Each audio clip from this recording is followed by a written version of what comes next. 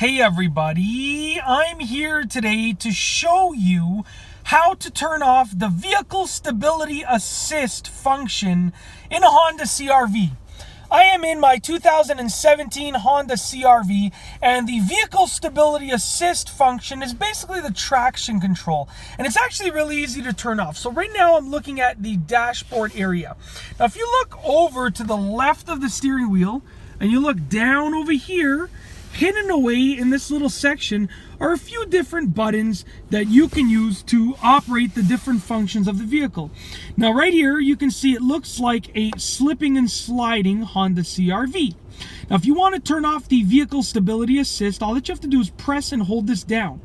So I'm going to press and hold it down, and you hear a beep, and it also displays something on the dashboard.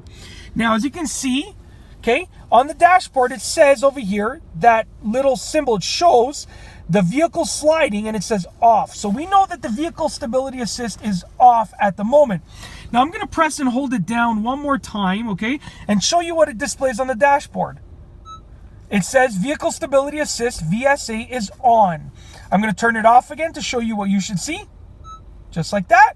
It's off, and you can see it illuminates over there. And one more time I'm going to actually turn it back on. Just like that. So to toggle it on and off, you basically have to push and hold this button right over here.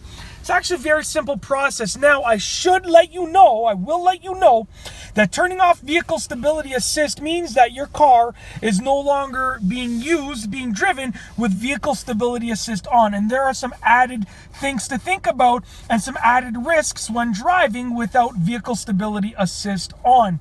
Now, with that being said, if you turn it off, it's kind of just in your hands, and you will not have the features that Vehicle Stability Assist offers. So with that being said, you have to be extra careful whenever you're driving with VSA off. And that's basically it. In this video, I have shown you how to turn off Vehicle Stability Assist in a 2017 Honda CR-V.